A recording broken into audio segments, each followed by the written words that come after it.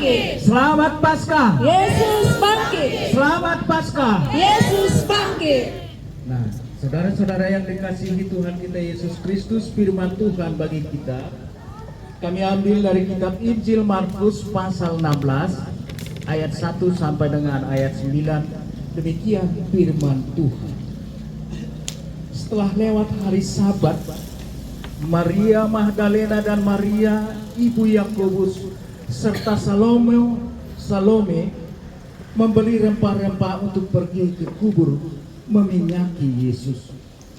Dan pagi-pagi benar pada hari pertama minggu itu, setelah matahari terbit, pergilah mereka ke kubur. Mereka berkata seorang kepada yang lain, "Siapa yang akan menggulingkan batu itu bagi kita dari pintu kubur?" Tetapi ketika mereka melihat dari dekat, tampaklah batu yang memang sangat besar itu sudah terguling. Lalu mereka masuk ke dalam kubur dan mereka melihat seorang muda yang memakai jubah putih duduk di sebelah kanan. Mereka sangat terkejut. Tetapi orang muda itu beginilah tempat mereka membaringkan dia. Tetapi sekarang pergilah, katakanlah kepada murid-muridnya dan kepada Petrus, ia mendahului kamu ke Galilea. Di sana kamu akan melihat dia seperti yang sudah dikatakannya kepada kamu. Lalu mereka keluar dan lari meninggalkan kubur itu, sebab gentar dan dahsyat menimpa mereka. Mereka tidak mengatakan apa-apa kepada siapapun karena takut. Dengan singkat mereka sampaikan semua pesan itu kepada Petrus dan teman-temannya. Sesudah itu Yesus sendiri dengan perantaraan murid-muridnya memberitakan dari timur ke barat berita yang kudus yang dan tak terbinasakan tentang keselamatan yang kekal. Demikian firman Tuhan. Saudara-saudara yang kekasih di dalam nama Tuhan kita Yesus Kristus dan anak-anak sekolah minggu, siapa tahu mulai hari apakah hari Sabat? Anak sekolah minggu, hari Sabat dimulai dari hari apa? Siapa yang tahu? Nanti ada hadiahnya. Ada yang tahu hari Sabat dimulai dari mana? Hari apa? Iya. Guru sekolah minggu ya. Jumat sore. Jumat mulai dari jam 6 sore itu sudah masuk kepada hari Sabat. Jam berapakah Yesus meninggal pada hari Jumat? Siapa yang tahu anak sekolah minggu? Jam berapa? Jam 3 sore, pintar ya. Baik, jam 3 sore. Jam 3 sampai jam 6 orang-orang Israel, orang-orang Yahudi, mereka bergegas untuk menyambut hari Sabat. Sehingga apa yang terjadi? Yesus Kristus harus segera dikuburkan supaya jangan nanti mereka melanggar titah yang keberapa? Ingat dan kuduskanlah hari Sabat. Itu titah yang keberapa? Titah yang keempat. Nah, kalau mereka sudah sampai kepada jam 6 belum menguburkan Tuhan Yesus, maka mereka telah melanggar Sabat. Mereka akan semakin berdosa. Maka dengan cepat-cepat Yesus dikuburkan. Nah, saudara-saudara yang kekasih di dalam nama Tuhan kita Yesus Kristus, Maria Magdalena, Maria ibu Yakobus, dan Salome mengetahui bahwa Yesus belum diurapi dengan minyak. Jadi mayat orang-orang Yahudi kalau sudah meninggal harus diminyaki, ya. Itulah tradisi orang Yahudi. Dan inilah yang diingat oleh Maria Magdalena, Maria, ibu Yakobus, dan Salome. Maka hari Minggu, kalau Jumat, Sabtu, Minggu itu sudah berapa hari? Sudah 3 hari ya. Nah, itulah yang diingatnya. Ya, Yesus setelah selesai hari Sabat itu masuklah hari Minggu. Mereka mengingat bahwa Yesus belum diurapi, belum diminyaki saat dia dikuburkan. Maka dengan segera mereka datang ke kubur Tuhan Yesus Kristus untuk meminyaki tubuh Tuhan Yesus Kristus. Tapi apa yang mereka dapatkan? Mereka di dalam ketakutan, mereka dalam kebingungan, mereka di dalam ketidaktahuan. Mereka mungkin berpikir, bagaimana nanti mengangkat batu yang besar itu yang menutup kubur Yesus. Mereka bertanya-tanya satu sama yang lain, bagaimana? Siapakah yang akan mengangkat batu kubur itu sehingga kita dapat melihat Yesus Kristus dan melihat mayatnya untuk kita minyaki?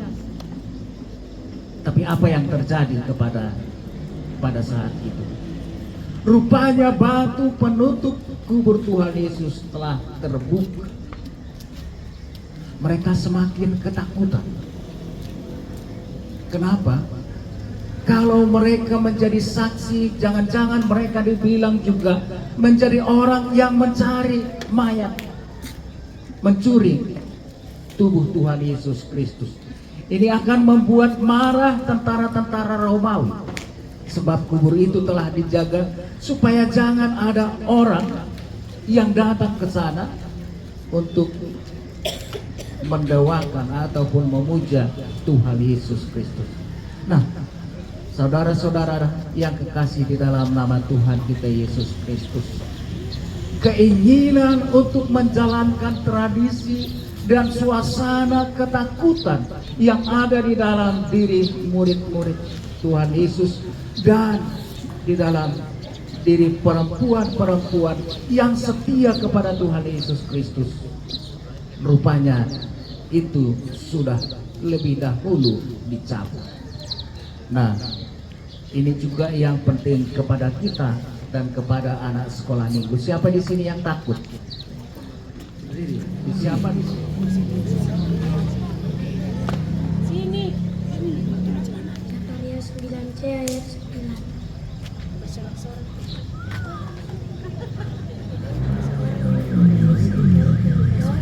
Sekar surga adalah beban yang mudah.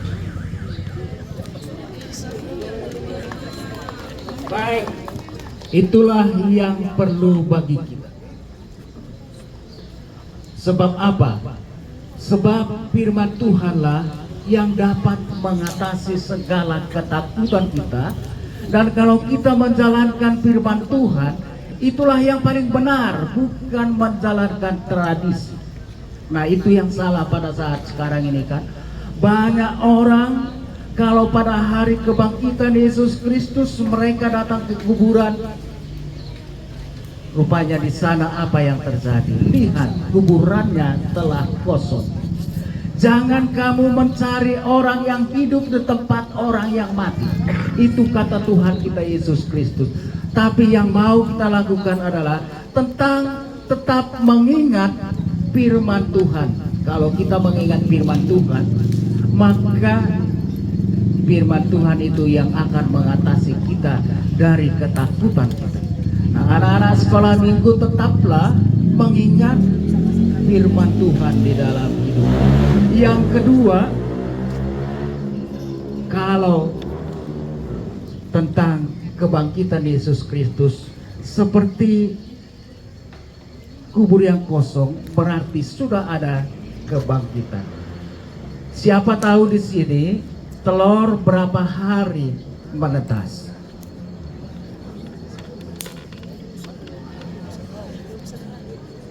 Iya. Siapa yang tahu anak sekolah minggu berapa hari telur menetas? Iya ya. Gurunya yang pintar-pintar ya. Dalam tempo 3 tahun ini punya mobil.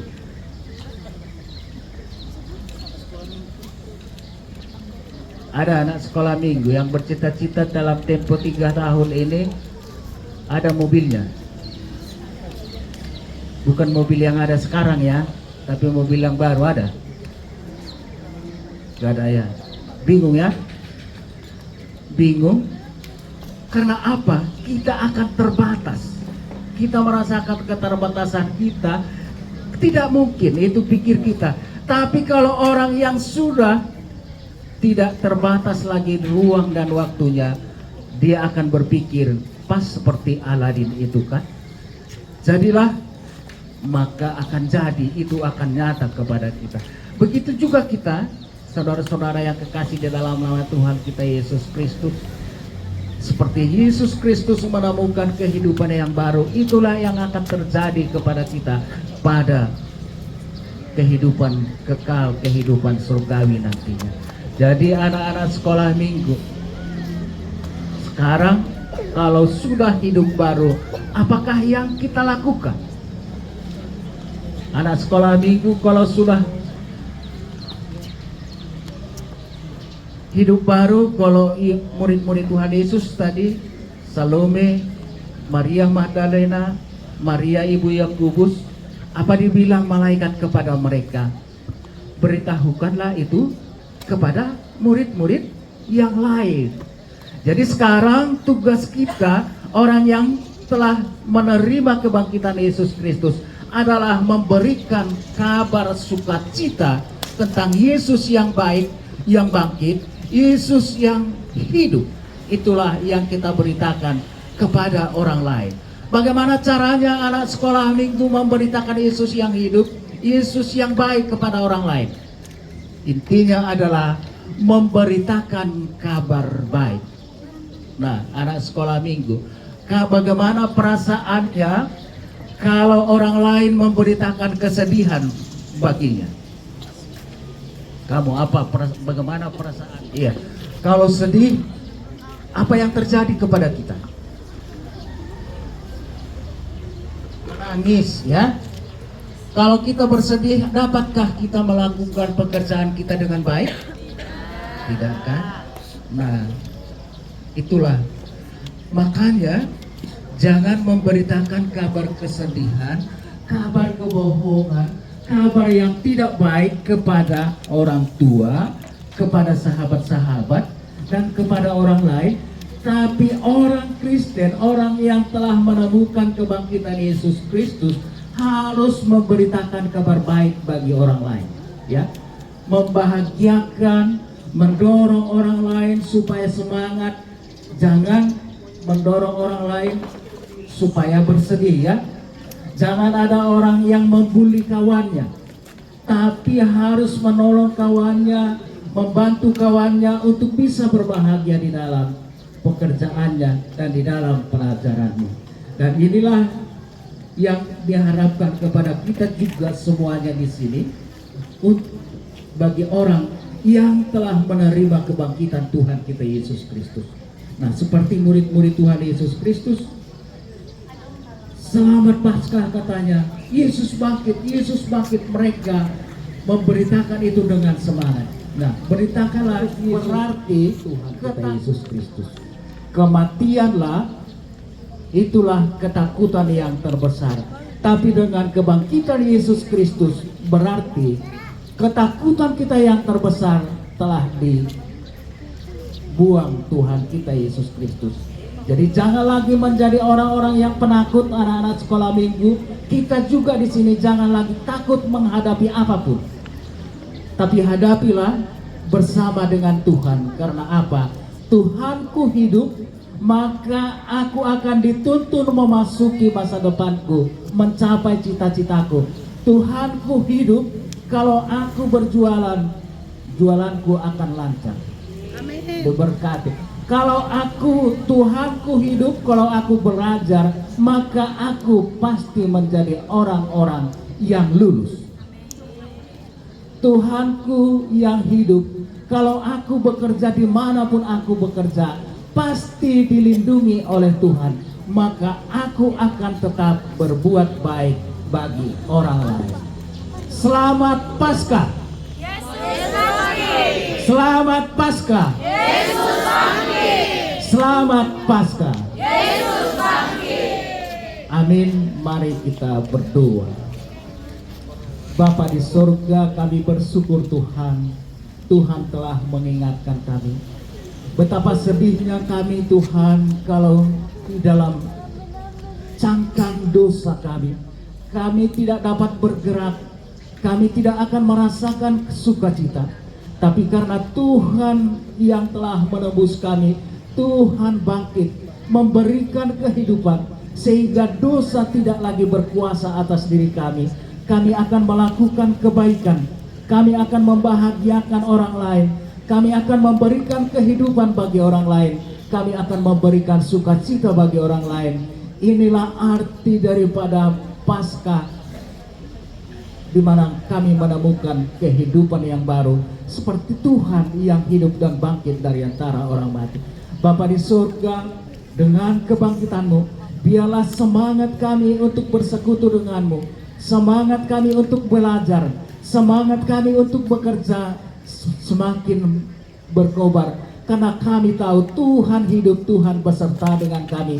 Tuhan akan menuntun kami, Tuhan akan memberkati kami di dalam setiap langkah kehidupan kami dan di dalam setiap pekerjaan kami. Kami percaya Tuhan, Tuhan akan menuntun kami menemukan cita-cita kami dan harapan kami setiap hari dan setiap waktu, karena Tuhan akan membukakan pintu berkat bagi kami. Berkatilah kami Tuhan, supaya kami dalam keadaan sehat dan sukacita, dan berlimpah sukacita rezeki yang dari Tuhan. Di dalam Yesus Kristus, terimalah doa kami ini. Amin.